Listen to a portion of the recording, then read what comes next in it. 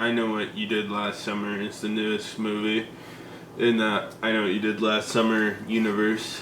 This is the fourth movie, official legacy sequel. The third counting, I think. I don't know, man. I guess 3 might be canon. So they made this movie. So Aiden, what's the plot of I Know What You Did Last Summer? Parentheses 2025. A group of friends returns to Southport, the location from the first movie. That's a mage in my head. They immediately cause a car accident where a guy drives himself off a cliff. And then they start getting terrorized by a killer who wants revenge, who knows what they did last summer. Fishing slicker, as they keep saying. Yeah, the fishing slicker. Freddie Prinze Jr. says fishing slicker a good number of times. Yep. Freddie Prinze Jr. and Jennifer Love Hewitt show up and say this is exactly like the thing that happened to us 30 years ago. Which is, yeah, it's like if 9/11 happened and then 9/11-2 happened. But this time it really was George Bush. It just happened again. It just happened again. God damn it. In the same place. Who did it? And there's George Bush sitting in his office. He's like, people were forgetting about 9/11. We said never forget. We said never forget. Yeah. And then, they run away from the killer and try to unravel the mystery. And the legacy sequel characters show up and say this is just like the last time this happened. Avengers gets assembled. The Avengers gets assembled when Ray J's sister from the second movie that nobody in the world has seen shows up and says, I'm assembling a team to kill the slicker man. The slicker guy. The slick man. So Connor, what'd you think of I Know What You Did Last Summer? So it's been about 5 years since they made the Scream. 4 years, 5 years since they made that Scream nostalgia sequel. So I think it was time for us to pay the piper that I described this to Aiden a couple times, trying to kind of determine my general thoughts on I Know What You Did Last Summer, and I described it as like Scream is a Halloween parody, and this is just Scream but played straight, but also stupid. And I also described it as like Friday the 13th. This is like Friday the 13th had the cheap rip-off Sleepaway Camp, and this is the cheap Scream ripoff, but now they're making a nostalgia sequel of it. They told the villain in this movie to watch a second Scream reboot movie that had the crazy bitch as a killer and said, do that. This is one of those franchises where it's like, no one is a fan of it. And you might say, well, I like the original one. But I bet you're also a fan of 30 other slasher movies. I think you're a fan of slasher movies, not of I Know What You Did Last Summer. The first movie's not no one says good. No one says I like I Know What You Did Last Summer without like preceding it with like, but I like Scream better. It's the diet Scream. It's the clone. Even down to, so everything about this movie is kind of a fucking mess. There's some good stuff here. The cinematography was actually impressive, and I was annoyed because it's like whoever the cinematographer is deserves to do like upgrade him to the actual Scream movie. I don't know if those are still happening or if everybody was just. I know one lady was like talking about how she loved Palestine, and this was like a year and she had to get out of her contract. No, it was the first girl, like whatever, and then Jenna Ortega's like, oh, I can just get out of my contract on the shitty Scream movies if I say I like Palestine, and it's good PR for my actual core audience. So she did that, and that was probably the best thing that's ever happened to Jenna Ortega. It was the ultimate get out of jail free card. She doesn't have to do those Scream movies for like $50,000 or whatever her contract was back in. Yeah, now she can be in Wednesday. Yeah, and like A24 movies, and those movies where Bilbo Baggins is fucking her. Yeah. But anyways, so this movie opens on a cast of characters that I immediately don't like. I feel like I'm just paraphrasing my letterbox a bit because I cooked with it, but like the movie's written by a middle-aged woman who was writing 25-year-olds who were actually 14-year-old TikTokers, and they're like, this is serving scary, and it's like I just didn't like them. I didn't like any of them. I kind of liked the main character lady was like fine, but then you have obvious killer lady show up because she's not really part of the group, but she's part of the group enough that obviously she's the killer. And then you're like, well, it's a legacy sequel, so they're probably going to do the double killer twist. Yeah. And then it was between basically Freddie Prinze Jr. or Jennifer Love Hewitt or whatever. So I kind of surmised it'd be Freddie Prinze Jr. and you know what? I was right. I was right on both counts. I called even before the killing. It wasn't just that I called the really obvious killer. I also threw in that it's probably a double killer and it's probably Freddie Prinze Jr. and I was just right. Yeah.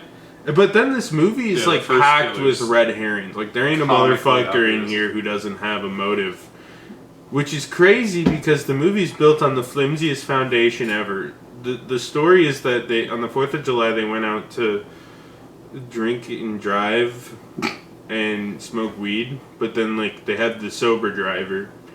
But then so this lady's engaged to Mr. Man, and then some other guy's driving around and he's in the middle of the road, so the guy swerves and flies off a cliff and dies. And they tried to save him, but they failed. So, like, you know, in real life, it'd be like vehicular manslaughter, but since everybody in this movie's Gen Z frat bros and sorority sisters that are fucking horribly annoying. The Crystal Schizo lady? The Crystal Schizo lady. His dad gets him off. They lie and say they had nothing to do with it, when realistically, I feel like one guy would have faced, like, maybe 3-4 years prison time. But anyways, like, lady wanted revenge and decided to kill all of them for some reason, even though she's equally complacent because she also decided to cover up on it until she figured out it was her friend. And a bunch of extra people. Well, yeah, that's the other thing is there's a bunch of extra people that just get killed for seemingly no motivation. And these characters are important to go over. Sorority sister number 1, Crystal, crazy schizo, astrology bitch. And you know they're terrible when they like astrology, but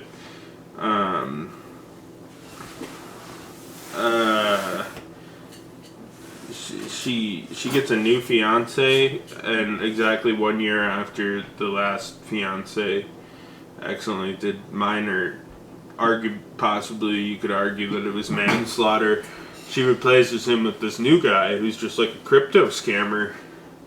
But then he's killed, and just seemingly for no reason. So you're like, okay, whatever. But even in the movie, you're like, what's the motivation? He didn't do anything last summer. He wasn't even he wasn't there last summer. He wasn't in the damn movie. So then, early 2000s lady shows up. There's this lady who's got like the outlined lips and the thin eyebrows, and everyone's like, she's fucking sexy. And it's like, let's not even fucking pretend we're gonna. If they bring back that fucking sketchy, that's like methcore is what the early 2000s makeup was. But that's what she was doing. I don't know much about makeup, nor do I have much opinions, you know. Do whatever you want, but don't do that. That's fucking crystal methcore. But she comes into town and she's got a true crime podcast, and you're like, okay, like, this is like a trope of itself. Like, if you're like this word spreading true crime podcast person, like, we get it. Everybody hates, you know, there's definitely, I'm sure Turkey Tom has made a video bitching about how they make money off of real murders. Like, yeah, you watch like Forensic Files, you know it's exploitative, but it's fun to watch. So fuck you guys. Do whatever. But anyways, you know she's fucked because she's true crime. But then Freddie Prinze Jr. at the end's like, everybody's forgetting this, so I had to join in on the murders. It's like, but you participated in the murder of true crime podcast lady who came to town saying she wanted to spread the word. So that's just another character. Yeah. Then pastor guy is killed. Well, also, that doesn't make any sense. The pastor guy is killed because that's evil lady's pastor, and she loves him because she was on crystal meth, and all of her friends abandoned her. I guess like the idea. There's no motivation for anyone getting killed. It's just cannon fodder. He had to die so that Freddie Prinze Jr. could get away with it. But then Freddie Prinze Jr. Oh, because lady did a confession to him? Yeah, no, because when she was trying to kill the girls on the boat, she's like, the pastor was my accomplice and I had to kill him to tie up loose ends. He was like the fall guy. Oh. But then Freddie Prinze Jr. gets the main character back to his bar. And he's like, we were going to let you live because you tried to do the right thing. And then he's like, but I kind of just changed my mind. I feel like killing you now for no reason. And Jennifer Love Hewitt for no reason. Well, that's his bitch ex-wife. He's like, my ex-wife's a bitch. Yeah, he just wants to wipe out his bitch ex-wife. I don't know why. He just wants to get rid of her because she's his bitch ex-wife. He's like, there's no way I can kill the main character because she almost did the right thing but didn't. However, I can kill all these random people who just happen to be here. Right, that's true. A lot of people don't get killed, but she also kind of pussied out. Like, she's like, if we had to make a tier list of least complacent, it's like main character is the least complacent because she wanted to do the right thing but didn't. Then there's the tier above, which are the other three who wanted to cover up the whole time, including our killer, mind you, who's equally complacent in the arguable manslaughter. And then you got the third guy who's running around the street like a jackass. But based on pedestrian laws, technically it was guy who died's obligation to yield. Yep. So, it's not fair. It's definitely that guy's fault. But within the eyes of the law, nobody really committed a crime. So it's kind of pussy. Like, I think somebody should have done something last summer. You know what I'm saying? Also. And with all these douchey frat bros, like, just have one of them drink and drive and crash into a guy. Yeah, that's the simple. First movie did. Yeah, but then, like, then he dies and, like, he died, so it's not the same twist, and then it's still the same lady. Also, but, like, when they wanted us to, like these characters, but also, like, I don't know if we were supposed to like them. We were, but, like, I didn't like them. Also, I think we were supposed to. When Freddie Prinze Jr. is killing the podcast lady for no reason, he also tries to kill the main character. And then he says, we weren't going to kill you. And then he says, traps her actually, and I'm going to kill you. But I guess you could argue that he put her in the cage so he didn't have to kill her, but he was trying to stab her like 5 seconds before that. And the elaborate cage trap, like he knew that the podcast lady who he had never met was going to take the main character there, so he set up a giant cage. And then he later knew that the couple was going to go to the graveyard. Oh, but don't forget the gym. Yeah. Well, he knew that they were going to the graveyard because I assume that the girl told him. Yeah. The other thing is, like, the girl who's the killer. They were like, she can't be in the same spot. But, like, if you also have Freddie Prinze Jr., you can, with the double killer, have one of the killers show up while the other killer is there. But she's like, I have to leave, and it's like, well, then obviously this bitch is the killer. I don't think they were trying to hide that. I think the double killer was supposed to be the twist. No, they tried to hide it. And it would be a twist if it wasn't for... When he kills the podcast girl, she's at the door, but then... I think everyone was supposed to be like, oh, it's this girl for sure. The more inquisitive are supposed to think it's that girl and then stop there and not assume it's a double kill situation with Freddie Prinze Jr., which would work well if that wasn't like what the last Scream or the first Scream reboot did or whatever. It's just obvious. I don't know. And then, like, also, like, I don't know. I think the mystery killers kind of played. Like, just be like, maybe, like, fucking the guy in the slicker. Like, who cares? Who cares who it is? I don't know. I like how the kills got worse as the movie went on. Like, they started out with a little bit of energy. Like, when she's shooting the guy with the harpoon. And then there's, and like, then by the end, it's just like kills the rest of the time. By the end, it's just like the guy gets stabbed with the hook, and then everybody's getting stabbed with the hook while it goes. Which is also the case. Then they play the meat sound effect that goes, and the character goes, and then maybe they die or maybe they don't. The really annoying character with lip filler, Gen Z lady, who like who's 25 and keeps going through husbands, was like. She like fell into the ocean after getting stabbed a couple times, and then she falls in the ocean and gets run over by the boat. But then, seemingly hours later, she like floated ashore. Like you would think there would be immediate. if she survived falling like 30 feet, getting hit by the boat, being stabbed twice, then you're floating in salt water with 2 exposed wounds. Like, that couldn't have been Freddie fun. Prinze Jr. shoots the girl, and then he's like, well, actually, I didn't kill her. She's fine. So I guess she had like a bulletproof vest, and then she also fell in the ocean and got hit by the boat and swam to safety so that Jennifer Love Hewitt and Brandy... I don't know if Ray that J's was the sister. idea until they decided they were going to do the Avengers, because you never see that character again. No. They didn't need to fake her death. There's like an ADR line at the end, though, where the main character's like, yeah, she's still alive and we should kill her or something. At the and end... then Brandy shows up from the second movie that nobody, including myself, has seen, and Brandy says, I'm assembling a team. There's also a And line her at and the Jennifer end... Love Hewitt go to get the Avengers together to kill the girl. Like, I don't mind a little, especially in I guess in like a movie like this, there's a spot at the end where the girls are talking. The last scene's awful. They're like, she's still alive, we should probably kill the evil lady. And they're like, yeah, harsh but true. And they're using all this like Gen Alpha slang because So real. I think the 55-year-old woman who wrote this uses TikTok too much. They're like, go off, queen, you know. The this is legendary serving. co-writer of Thor: She's Love serving. and Thunder. She's serving evil and this, that, and the next thing. And then she's like, I think all men need therapy, and that would have solved everything.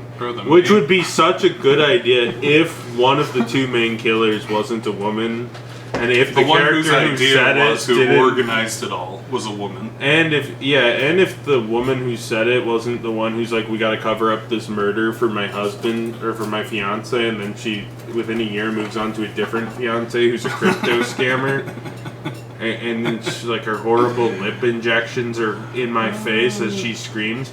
And also talks there's about her scenes where they're schizo. talking by the beach where it's like the same shot composition. I don't know if like the cinematographer worked on Keeping Up with the Kardashians or something, but it was like a sitcom. It was like one of those fucking like fake reality shows, like, you know, like fucking Brandy and Ray J, or like Rob and Black China or whatever. I don't know what any of these sitcoms are. I haven't read the Daily Mail in like 10 years. I don't think Rob Kardashian and Black China are together anymore. I remember they're one not. time we harassed Black China's mom on YouTube Live. I didn't even really know who. I moderately knew who Black China was from the Daily Mail, which for some reason I frequented a lot in college. I still do. But then we were clicking random YouTube live streams, like just clicking the random button because it said like take you to a random live stream. We were like watching kids color for some reason, and like grown men, like old men, like mouth breathing in there. And then we ended up on a live with like 40 people, and it turned out it was Black China's mom. We started harassing her, and she got really upset. But anyways, they were shooting the thing like it was an episode of like the Kardashians or some shit. Where everyone, I don't know. I thought it was obnoxious, and I didn't realize we were supposed to like these characters. And like all of the main characters are equally messed up, really. You got like our main character. You got the main character. She's like, I think at one point it was implied that trauma made her kind of a hoe because she was banging some random lady she met at the airport. Well, early she was banging the 2000s lady. podcaster lady, and Yeah, that's what I'm she saying. started saying "choke me, daddy" to Yeah. her boyfriend Chet. I think they were gonna say like she had Her some weird 40-year-old like. boyfriend Chet with a receding hairline. Oh yeah. Yeah, her. I don't know. It was. The problem is at the end of the day, it's like at the end of the day, just again, your original movie was a rip-off of Scream, but played a little more seriously, and this movie is a rip-off of Scream 2021. I Know What You Did Last Summer is a rip-off of Scream, and I Know What You Did Last Summer 2025 is a rip-off of Scream 2021. Even down to the naming conventions, and everything in this movie is tropes. The double killer at this point, tropes. Legacy sequel, where stuff may or may not be canon, and the name, tropes. The fucking Sam Jackson Avengers thing, come the fuck on. First off, how much stock are you putting in this franchise? And second off, fucking trope.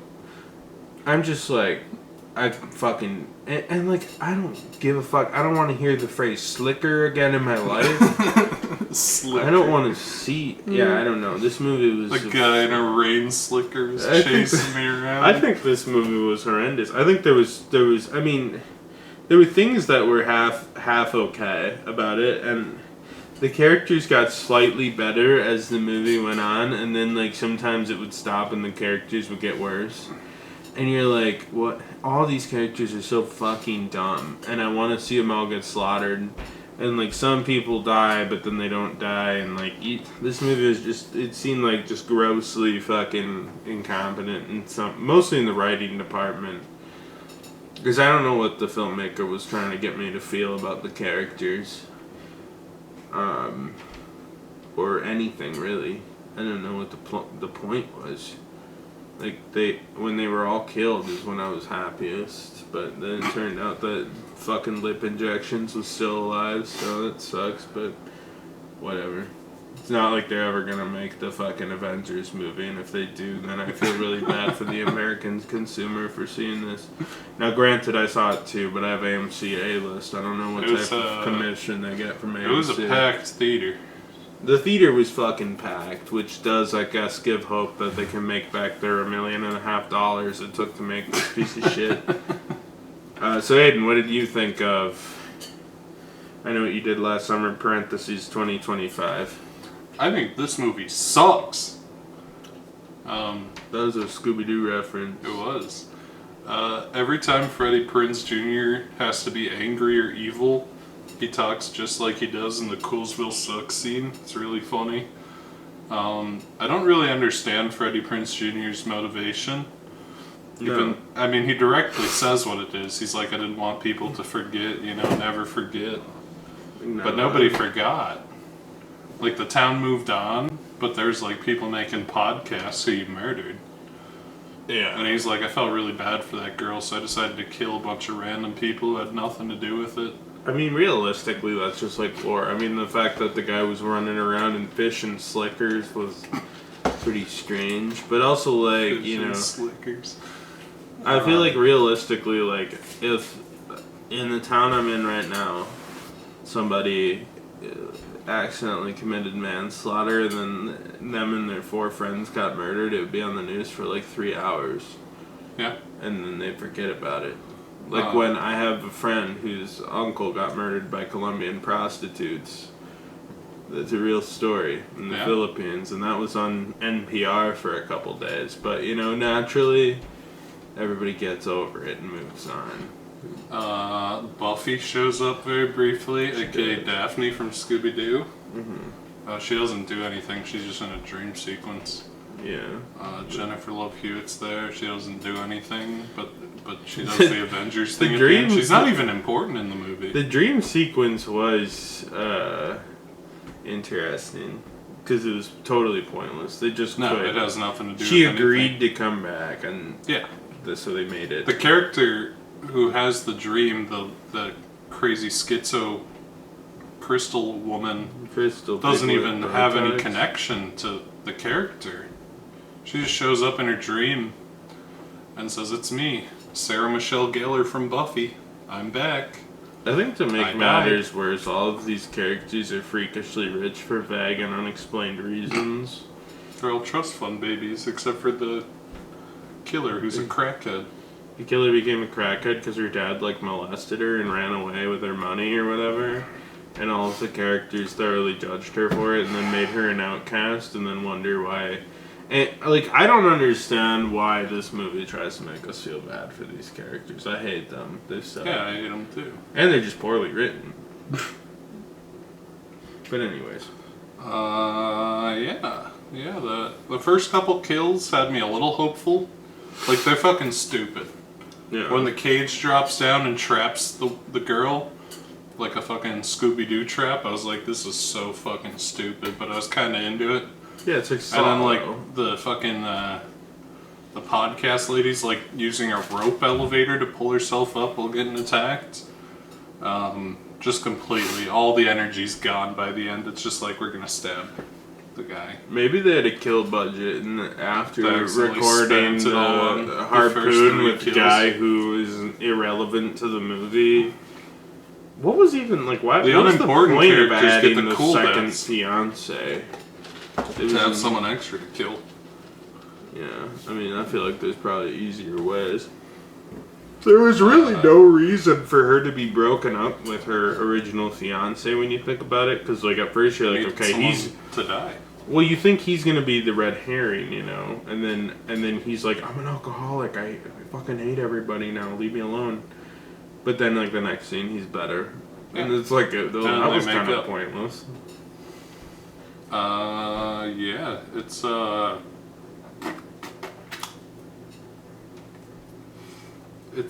a bad legacy sequel to a movie that isn't particularly good and has 2 sequels that nobody's seen but are apparently also not good. It's a weird fucking legacy sequel. I mean, all legacy sequels are kind of weird, but like Scream's kind of a parody, so I guess like it just being contrived and stupid is kind of whatever. But when it comes to this, it's like, oh, the same thing that happens 30 years ago happened again. Exactly the same, in the same place. Same situation almost, like 90% the same. Yeah. It's a little contrived. The next movie's gonna be fucking disappointing as hell without Freddie Prinze Jr. He's the only person I liked seeing on screen. I do love my Jennifer Love Hewitt's not even important until she does the Avengers thing with Brandy. I haven't seen the second movie. I got no connection to Ray J's sister. I don't like know the if first Jennifer movie. Love Hewitt's like, oh, yeah, I'll do a legacy sequel, but I only want to record for like a day. And then they had to like have all 3 tiny sets set up Yeah. in a row and just have her. She said, if this one, I'll be in this one for 5 minutes, and if it does well, I'll be the fucking Sam Jackson in the next one, I guess. We'll trap the. And I understand the main villain lady escaped. And in theory, they could She got catch her. shot, fell off a boat, got hit by a boat, swam a mile to shore, and then disappeared. But like, she's got no reason to come back. I mean, I guess she could finish exacting her revenge or whatever, but I guess so. I guess she could. I just don't see what Brandy's gonna help. Or like anybody. Just like, at this point, the cops kind of gotta be on it, because like the mayor and like everybody was murdered. Yeah, either the cops need to get on it, or the main character needs to buy a fucking gun. Okay, maybe both. I mean, Probably they know who it is. Like, Why do you- theoretically, if she was gonna stay in town to try to exact her revenge, it'd be very hard. Why do you need to assemble a team to kill one regular human ex-crackhead? Also, I tall feel like female? without the slicker in the mystery, like, the mystery's solved. Like, could this 5-foot woman with no secret identity and everybody paranoid looking for her Maybe since she she's gonna recruit assassinated someone half else. the town could really... She's gonna recruit Brandy from the second movie, or That'd be fun. whoever's in the third movie. She can recruit someone from the third movie. That may be true. Yeah, I think you said most of what I wanted to say. So, Connor, would you recommend I Know What You Did Last Summer (parentheses 25 parentheses)? No. I don't know if this couldn't have been PG-13, but kind of like Megan, for probably just cost-saving measures, it's a slasher movie without good kills. The characters are fucking obnoxious. And at that point, like, what's the point, you know? I think, like, obnoxious characters are fine, but you want to revel in their death. Like, a movie where the characters... By the end, we learn we're supposed to like the characters and want to see them succeed and stuff, but throughout the movie, they're so poorly written and fucking annoying that you want to see them die, and then the movie's like, well, you shouldn't want to see these characters die. Then it's like, I don't know, you're not going to get any value from it, and I know there ain't anybody sitting here being like, I Know What You Did Last Summer. So, I'm gonna have to go with no.